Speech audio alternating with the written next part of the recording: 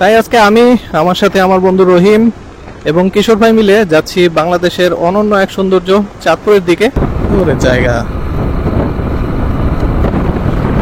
কতটুকু স্মুথ রাস্তা পাওয়া যাচ্ছে, সুন্দর জায়গা। আজকে অনেক বেশি বাতাস, বাতাসে একদম শরীর মন দুটাই জুড়ে গেছে। ইলিশ না সরপুটি, বাজার ভরা ইলিশ আর ইলিশ। এখানে হচ্ছে লেজ দিয়ে ভর্তা বানানো চলতেছে। এরকম সুবিস্তীর্ণ স্নিগ্ধ জলরাশি দেখে কিশোর ভাই গোসলে নেমে যেতে যাচ্ছে। বিসমিল্লাহির রহমানির রহিম। আসসালামু আলাইকুম অ্যান্ড হ্যালো এভরিওয়ান। আশা করি সবাই ভালো আছেন। স্কুটারের ঘড়ির সময় অনুযায়ী বাজে সকাল 7টার একটু বেশি। অনেক দিন আসলে কোথাও ট্যুর দেওয়া হয় না।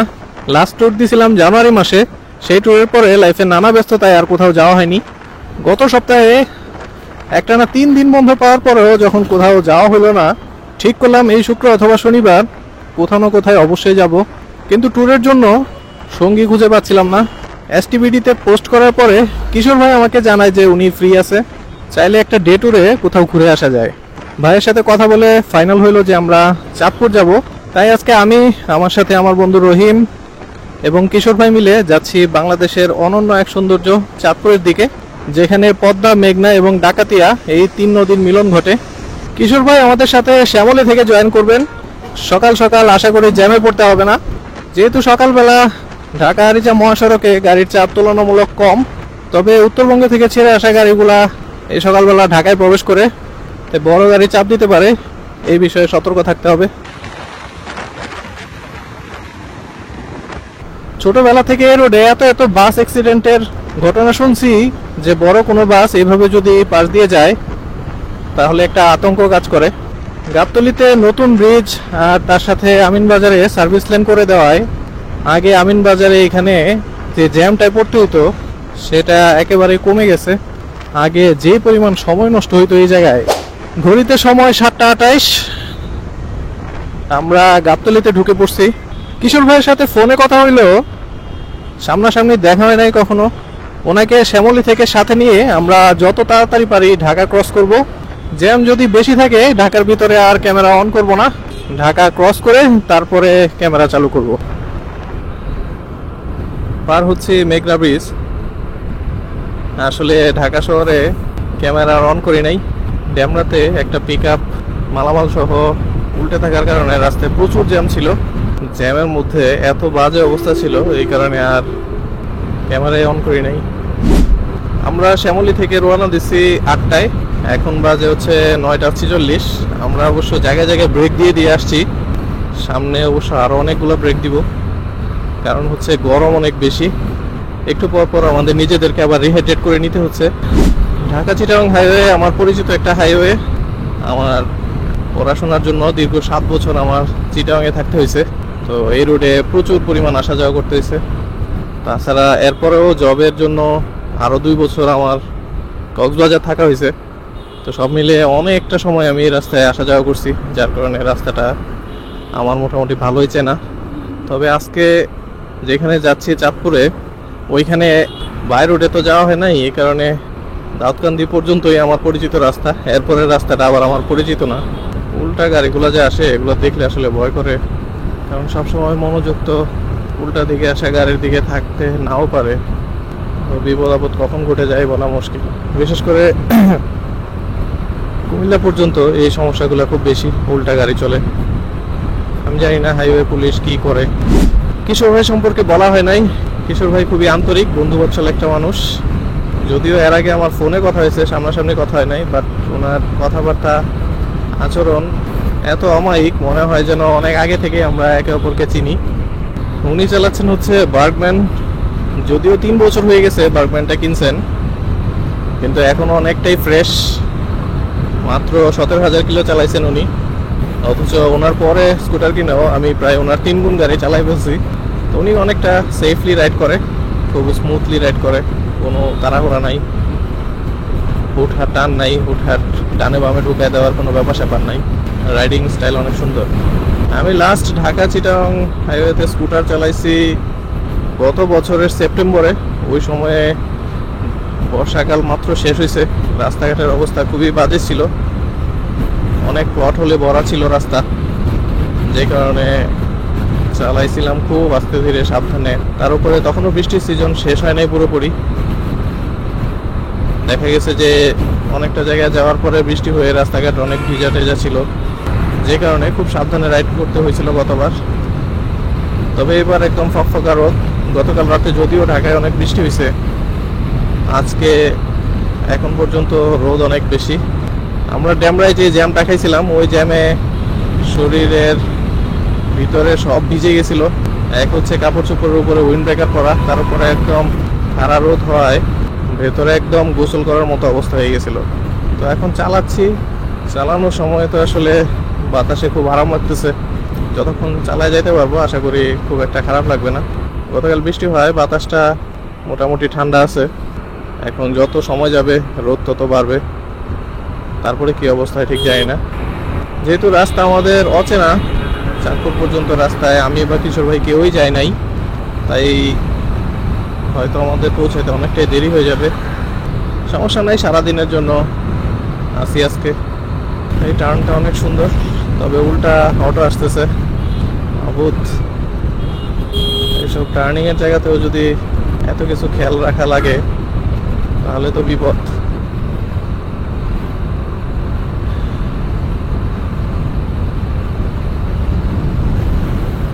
ভাই কিছু একটা ইন্ডিকেট করতেছে,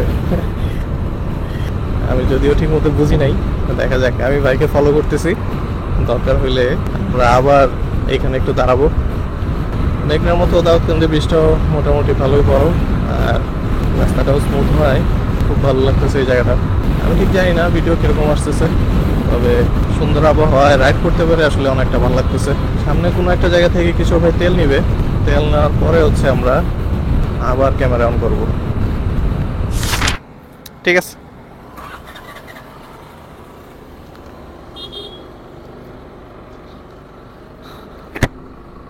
সেফ থাকার জন্য আমরা ফুয়েল নিয়ে নিলাম আগেই, কারণ বলা তো যায় না। ফুয়েল নিয়ে একটা সুবিধা হয়েছে, সেটা হচ্ছে ফেরার পথে আর আমার ফুয়েল নিতে হবে না। স্কুটারের এই সমস্যাটা যারা লং ট্যুর করতে পছন্দ করেন তারা সবসময় ফেস করেন, সেটা হচ্ছে ফুয়েল ট্যাঙ্কটা ছোটো, যেগুলো কমিউটার সেগমেন্টের স্কুটার আছে। এর জন্যই অনেকে যারা লং ট্যুর করেন কমিউটার সেগমেন্টের স্কুটারগুলো বিক্রি করে দিয়ে হয় ম্যাক্সি স্কুটার অথবা যেগুলোর ফুয়েল ট্যাঙ্ক বড় ওই ধরনের স্কুটারগুলা পারচেস করে পরবর্তীতে। ফুয়েল লোড করে এখন আমরা যাব হচ্ছে মোহনপুর পর্যটন স্পট সম্ভবত, কিশোর ভাই যেটা বললো। আমি আসলে ওইদিকে খুব একটা চিনি না, তো আপাতত হচ্ছে ওনাকে ফলো করব। আমরা যে রাস্তাটা চুজ করছি সেটা সম্ভবত নদীর পাশ দিয়েই গেছে, যেই কারণে এই রাস্তাটা চুজ করা হয়েছে। এই ক্ষেত্রে আমাদের হয়তো কিছুটা রাস্তা ঘুরে যেতে হবে, বাট আমরা একটা সুন্দর ভিউ পাবো আশা করি। যেহেতু ঘুরতে আসছি, সো যত সুন্দর ভিউ পাওয়া যায় সেটাই আমাদের জন্য ভালো। আমরা এখান থেকে বামে টার্ন করব।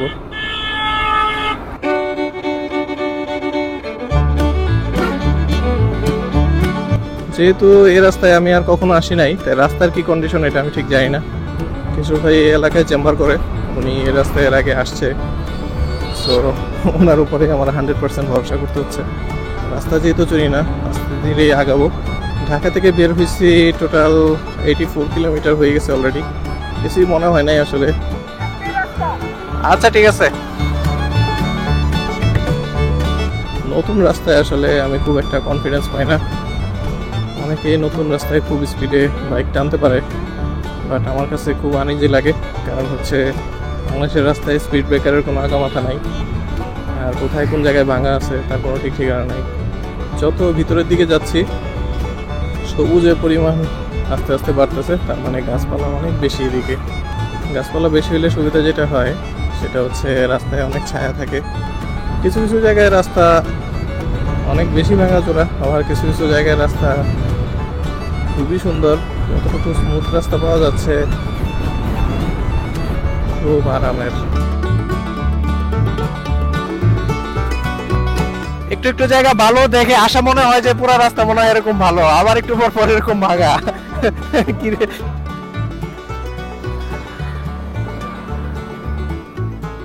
কোনো কোনো জায়গায় একদম কাজ করে নাই, বুঝছো, এরকম ভাঙা, আবার কোন কোন জায়গায় রাস্তা কত সুন্দর।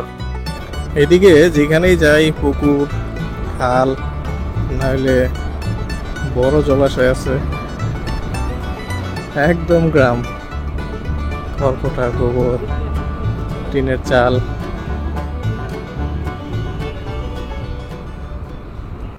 ভাই একটু দাঁড়াইলে দেখছো কি পরিমাণ রোদ, অবস্থা খারাপ। এই যে খাল কাটতেছে, দেখছো? খাল কাটতেছে ভাই, খাল কেটে কুমির আনার কথা মনে পড়ে গেল। হ্যাঁ রহিম, খাল কেটে কুমির আনা নিজে টেনে না, খাল কাটতেছে। সারা জীবন তো খাল দেখলামই, শুধু খাল কাটতে তো আর দেখলাম না, আজকে দেখলাম। কি সুন্দর জায়গা। হ্যাঁ, বাংলাদেশে আসলে কত জায়গায় কত সুন্দর সুন্দর জায়গা আছে, সুন্দর রাস্তা।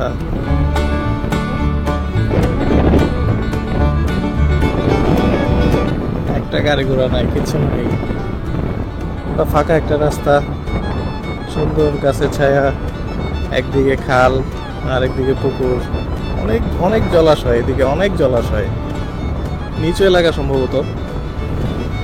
আমি জানি না ঠিক এই জায়গায় কি বন্যা টন্যা হয় কিনা, তবে বর্ষাকালে অস্থির একটা ভিউ পাওয়া যাবে এই রাস্তায়, এটা 100% শিওর। নর্মালি এইসব রোডে অনেক সিএনজি চলে, মানে এইসব রোড গুলাতে আর কি, বাই রোডে অনেক সিএনজি চলে, এখানে কিচ্ছু না, একদম ফাঁকা। আর রাস্তাও সুন্দর, একদম ভাঙাচোরা নাই, কিচ্ছু নাই, অনেক ভালো লাগতেছে এদিকে।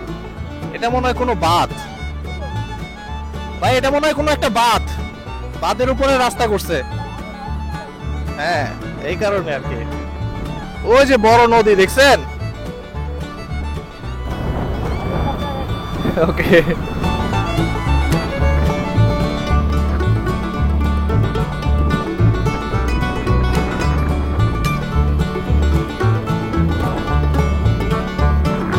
অপোজিট সাইড থেকে কোনো গাড়ি আসতেছে না, এটা একটা সন্তোষজনক ব্যাপার। এরকম সুন্দর রাস্তা দেখে আসলে সবার মনই ভালো হয়ে গেছে। জায়গা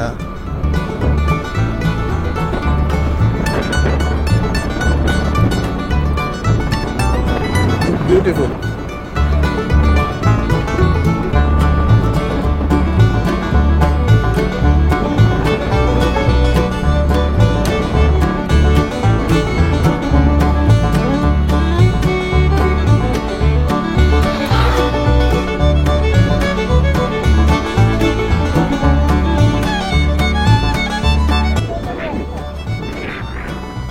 ভাঙাচোরা নাই, রাস্তায় গাড়ির চাপ নাই। আপনি চিনতেন আগে এই রাস্তা? আগে আগে রাস্তায় আসছেন? অনেক সুন্দর রাস্তা ভাই, আগে জানলে তো আমরা নিয়ে আরো আগে আসতাম। আচ্ছা আচ্ছা, হ্যাঁ আমিও চিন্তা করতেছি, যখন বর্ষাকাল হবে, দুই পাশে যখন পানি থাকবে, তখন তো অস্থির হবে রাস্তাটা মানে। হ্যাঁ হ্যাঁ, আমি দেখি বর্ষাকাল হলে আবার আসবো ভাই।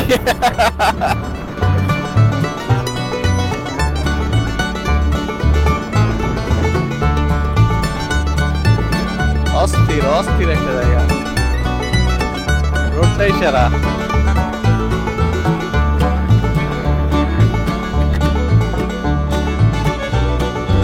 কিশোর ভাইকে মন থেকে থ্যাঙ্কস, এমন সুন্দর একটা রাস্তা সিলেক্ট করার জন্য। ঘুরতে আসছি, সুন্দর জায়গা না দেখলে আসলে ভালো লাগে না। রাইড তো রাইডই, সব জায়গায় আসলে রাইড করা হয়, ডেলি তো আসলে অনেক রাইড করি। তারপরেও কোনো একটা জায়গায় ঘুরতে আসার উদ্দেশ্য হচ্ছে সুন্দর কিছু জায়গা দেখা। তো এই জায়গাটা হচ্ছে ওইরকম সুন্দর একটা জায়গা, এক পাশে নদী, এক পাশে গ্রাম, মাঝখানে এই বাঁধ, বাঁধের উপরে হচ্ছে রাস্তা। রাস্তায় গাড়ির চলাচল খুব কম, মনে হচ্ছে আমরাই ভিআইপি, আমাদের জন্যই শুধুমাত্র রাস্তাটা বানানো হয়েছে।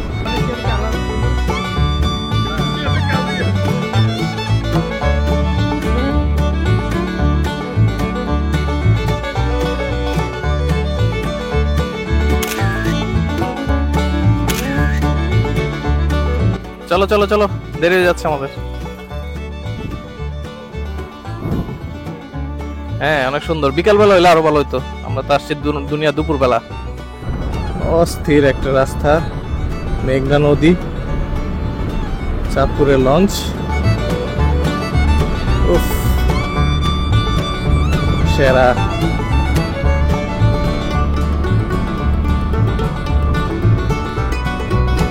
কৃষ্ণচূড়া, ওয়াও। কোন দিকে যাব? বামে যাওয়া দরকার ছিল। ডান পাশে মোহনপুরের ওই যে রিসোর্টটা ছিল, রিসোর্টে ঢুকবা। আর রিসোর্টে ঢুকে কি করবো? এমনিতেই আমাদের দেরি হয়ে গেছে। বলছি যে ওখানে গিয়ে যদি টাইম স্পেন্ড করতে না পারি 100 টাকা না পোষালে আবার আফসোস লাগবে। আমরা একটা ভিউ দেখতে যাচ্ছি, এখান থেকে ভিউটা কিরকম আসে। চলেন ওই পর্যন্ত দেখে আসি গা। এরকম সবিস্তীর্ণ স্নিগ্ধ জলরাশি দেখে কিছু ভাই গোসলে নেমে যেতে যাচ্ছে।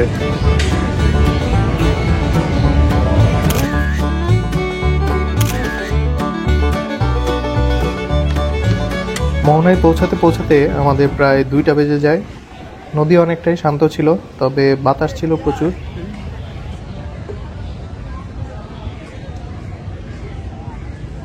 সারাদিনের গরমের পরে শরীর হিম করা বাতাস আমাদের মনে প্রশান্তি জুগিয়েছিল।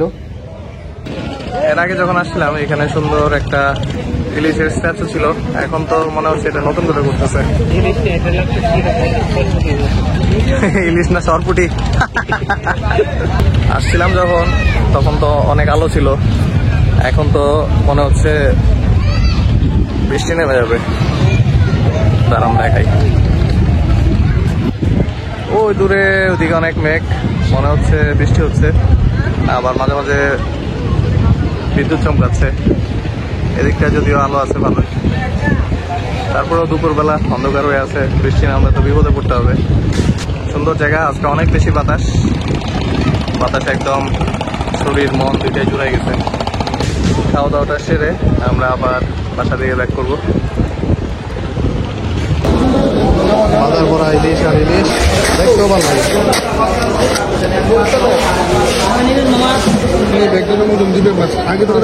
আমরা 2টা মাছ কিনলাম। কেজি কত?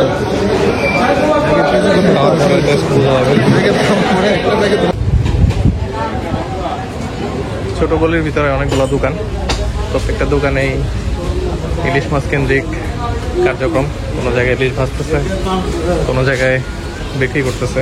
আমরা একটা দোকানে দিছি, ইলিশ ভাজা চলতেছে, হলে খাওয়া দাওয়া করবো।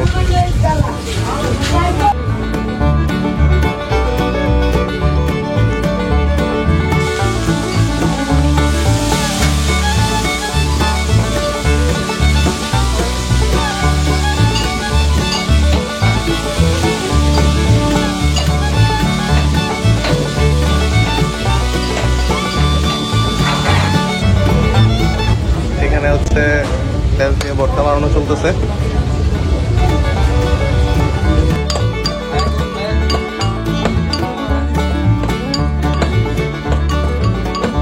অলরেডি ভর্তা চলে আসছে আর মাছের অপেক্ষায়। মাছ বাজারও চলে আসছে। বাজার থেকে টাটকা ইলিশ কিনে সেই ইলিশ ভাজি করে গরম ভাত দিয়ে খাওয়ার যে স্বাদ, সেটা মনে থাকবে আজীবন। সাথে ইলিশের লেজ দিয়ে বানানো ভর্তাটাও অসাধারণ ছিল। মিজান ভাইকে অনেক ধন্যবাদ, উনি দেখে শুনে আসল পদ্মার মাছটাই সিলেক্ট করছেন।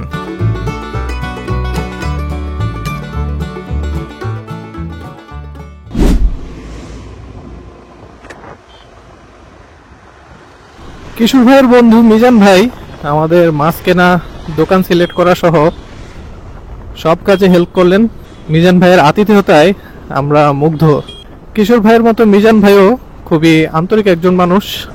ভাইকে বিদায় দিয়ে আমরা এখন ঢাকা ব্যাক করব।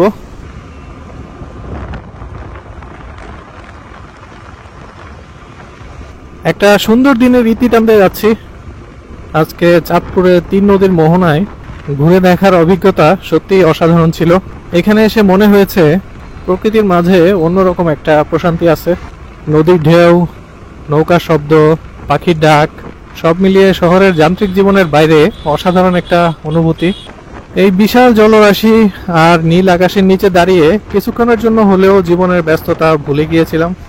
আসলে একটা ট্যুর যে শুধু একটা জায়গা দেখে আসা, শুধু সেটাই না, এক একটা ট্যুর হলো এক একটা স্মৃতি, এক একটা আনন্দময় অভিজ্ঞতা, যা আমাদের ভিতরে অনেক কিছুই বদলে দেয়। চাঁদপুরের এই মোহনার ঘোর লাগা বাতাস, আর সূর্যাস্তের রঙিন আভা আমার মনে আজীবনের জন্য ছাপ রেখে যাবে। সেই জানুয়ারি মাসে বাগেরহাট 7 গম্বুজ মসজিদে ট্যুরের পর অনেকদিন পরে আজকে এই চাঁদপুরে একদিনের ট্যুরে আসলাম।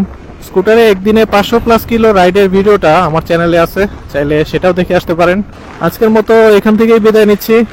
সামনে আবার দেখা হবে নতুন কোনো গন্তব্যে, নতুন কোনো গল্পে। সে পর্যন্ত সবাই ভালো থাকবেন, সুস্থ থাকবেন, সাবধানে আপনাদের স্কুটার রাইড করবেন। আল্লাহ হাফেজ, আসসালামু আলাইকুম, হ্যাপি স্কুটারিং।